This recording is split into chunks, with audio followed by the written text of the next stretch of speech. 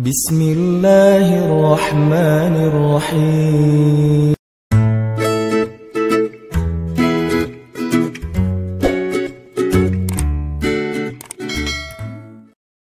Saya seorang karyawati yang menjadi tulang punggung keluarga.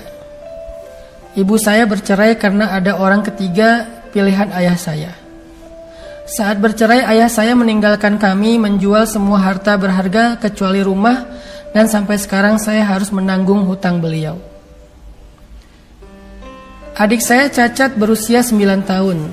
Karena waktu hamil, ibu saya sering mengalami KDRT. Saya sendiri memiliki anak 2 orang, 7 tahun dan 2 tahun. Rumah tangga saya juga kandas karena suami saya seorang yang pelit dan ringan tangan, sering KDRT juga. Bahkan saya sampai sempat mengalami luka jahit di kepala, leher, dan sering memar-memar di anggota badan yang lain. Saya bercerai sewaktu saya masih hamil anak kedua. Saya menerima gaji sebesar 3,6 juta dalam pekerjaan saya. Tapi dipotong hutang ayah saya di kantor, jadi cuma sisa 1,7 juta. Dengan biaya segitu saya harus mencukupi kebutuhan anak-anak saya dan ibu saya. Ibu saya sendiri sekarang berjualan di sebuah sekolah SMP dengan warung kecilnya.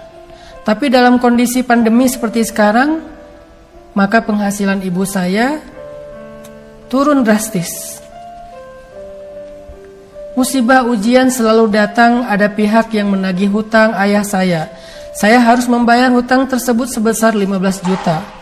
Akhirnya saya pinjam ke koperasi kantor dan dipotong gaji saya tiap bulan. Saya tidak memiliki gaji lagi dan minus di kantor. Beralih di topik utama yang ingin saya tanyakan. Saya berkenalan dengan seorang lelaki datang dari perusahaan penanam modal perusahaan saya. Dia seorang non-muslim. Pertemuan kami singkat sekitar 3 minggu. Dia berada di sini. Kami dekat, dia baik. Sejak saya bercerai, saya sangat down, hampir putus asa. Tapi saya selalu sabar menghadapi semua. Setelah saya bertemu dengan laki-laki ini, saya benar-benar merasa hidup kembali. Dia perhatian, baik, semua yang saya harapkan padanya ada di dia. Dia juga dermawan, mencukupi kebutuhan hidup saya. Sehingga akhirnya kami LDRan. Dia ada di Kalimantan. 6 bulan berhubungan dengan dia baik. Selebihnya kami berhubungan via WA, vid call, dan telepon. Saya sungguh sangat menginginkan dia menjadi imam saya. Tapi dia beragama non-muslim. Bolehkah saya berharap dengan berdoa selalu meminta agar dia mendapatkan mukjizat, mendapatkan hidayah kepada Islam? Saya sangat bersyukur mengenal dia. Untuk biaya hidup sekarang pun saya banyak terbantu oleh dia. Saya sungguh menginginkan bisa hidup bersamanya, bersama-sama belajar agama.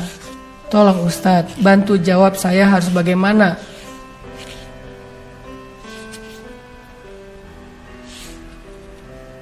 Bagaimana kehidupan terus berjalan? Saya ingin ada yang membimbing saya, ada yang menafkahi saya. Jujur saya lelah selalu dapat ujian. Innalillahi wa inna ilaihi raji'un.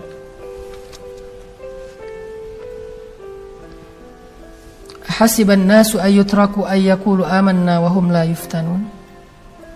Walaqad fatanna alladhina min qablihim fala ya'lamanna Allahu alladhina sadaqu wa la ya'lamanna Allahu al-kadzibin. Allah bertanya kepada kita, teman-teman, apakah manusia mengira akan dibiarkan saja mengatakan kami telah beriman sedangkan mereka tidak diuji?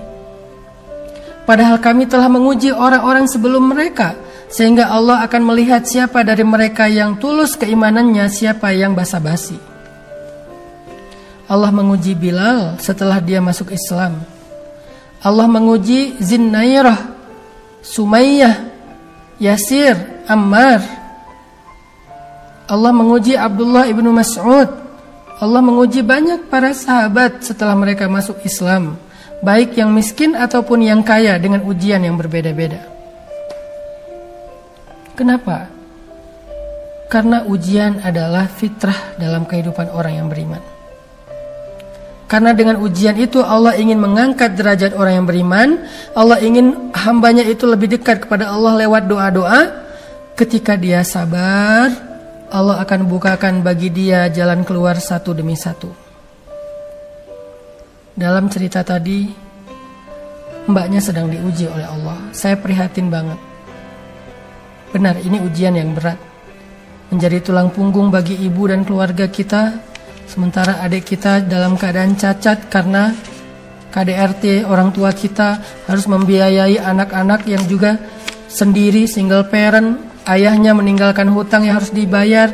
Dia bekerja tapi tidak mendapatkan gaji karena dipakai untuk membayar hutang. Berat memang, berat banget. Latai asma, jangan berputus asa. Berharaplah kepada Allah, jangan kepada makhluk.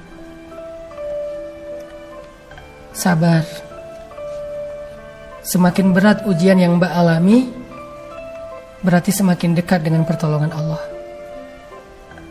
Seperti malam, semakin pekat, semakin gelap, semakin hening, semakin sunyi, semakin dingin, berarti semakin dekat dengan waktu subuh. Isbiru wasabiru, bersabarlah dan kuatkanlah kesabaran. Jangan pernah terfikir untuk tergoda mengikuti seseorang yang berbeda keyakinannya dengan kita hanya demi untuk menyelamatkan urusan dunia kita. Kenapa? Ketika kita menyelamatkan urusan dunia kita dengan mengikuti seseorang yang berbeda keyakinan dengan kita, berarti kita telah menggadaikan urusan akhirat kita. Padahal kehidupan dunia cuma sementara, sedangkan kehidupan akhirat selamanya. Bagaimana mungkin, na'udzubillah, kita mengambil sesuatu yang cuma sebentar dan mengabaikan sesuatu yang abadi. Kita mengambil kebaikan, kesenangan dunia yang sebentar untuk mendapatkan azab yang abadi kekal di akhirat. Ini bukan pilihan yang tepat. Ini bukan pilihan yang baik, yang bijak. Bersabarlah. Doakanlah semoga laki-laki itu mendapatkan hidayah. Tetapi jangan beri hati dulu sebelum halal. Dan jangan halal kalau berbeda keyakinan, karena haram kita menikah dengan orang yang berbeda keyakinan. Kita menghargai keyakinan mereka, kita menghormati hak-hak mereka beragama, tetapi kita nggak boleh mengikuti keyakinan itu. Lakum dinukum waliyadin. Kalian punya keyakinan, kami punya keyakinan. Dalam keyakinan kita, dalam agama ini kita meyakini inilah jalan yang membawa kita ke surga. Makanya Allah berfirman di dalam Al-Baqarah ayat 221. Wala tunkihul musyrikin hatta yu'minu wala 'abdun mu'minun khairum min musyrik walau a'jabakum. Janganlah kalian menikah dengan orang yang berbeda agama, yang syirik kepada Allah, karena sampai mereka beriman. Sungguh budak yang beriman lebih baik daripada orang yang musyrik yang merdeka. Walaupun orang musyrik itu a'jabakum, membuat kalian takjub. Mbak tadi merasa nyaman dengan laki-laki tersebut. Dia baik, dia perhatian, dia dermawan, dia mencukupkan nafkah, akhlaknya juga baik. A'jabakum, kalian takjub. Tetapi ketika dia tidak beriman kepada Allah, kata Allah, jangan nikahi dia. Karena ketika kalian menikahi dia, maka pernikahan itu haram. Kalau kalian mengikuti agamanya, maka ini lebih fatal lagi. Artinya kita menggadaikan akhirat kita selamanya dengan hanya urusan dunia yang sementara. Na'udzubillah min dzalik. Bersabar ya Mbak. Mudah-mudahan Allah kasih jalan yang terbaik. Bisa jadi jalan yang terbaik itu laki-laki tersebut mendapatkan hidayah. Bisa jadi jalan yang terbaik itu adalah Allah akan datangkan laki-laki lain yang beriman, yang baik akhlaknya, untuk bisa mendampingi Mbak berjalan kepada Allah Subhanahu wa taala dalam keadaan selamat dunia dan akhirat. Mudah-mudahan dua pertanyaan ini cukup mewakili sekian banyak pertanyaan yang juga saya lihat setema, yaitu masalah keluarga, baik itu masalah diambang perceraian ataupun memilih jodoh yang berbeda dengan kita atau ujian-ujian keluarga. Mudah-mudahan semua kita dikuatkan kesabaran. Bukan hanya kita yang sedang diuji, Mbak. Semua hamba Allah diuji. Ujiannya beda-beda. Saya kenal banyak orang yang mengeluh tentang ujian mereka, tetapi ketika saya mendengar cerita yang lain, saya merasa bahwa cerita yang kemarin gak ada apa-apanya dengan ini. Kemudian besok dapat lagi cerita yang lain, ternyata yang hari ini gak ada apa-apanya dengan yang besok, dan seterusnya. Semua orang diuji. Bersabarlah. Minta kepada Allah dikuatkan kesabaran. Allahumma afriq alayya sabra. Ya Allah, lapangkan dada saya dengan kesabaran. Nabi Ayub, Nabi Yakub, Nabi Yusuf, Nabi Yunus, Nabi Zakaria, Nabi Ibrahim, Nabi Musa, Nabi Isa, Nabi Muhammad. Mereka jauh lebih solih daripada kita, jauh lebih istimewa dari kita, tetapi mereka mendapatkan ujian yang jauh lebih berat daripada kita. Sehingga ujian bukan berarti Allah gak sayang sama kita.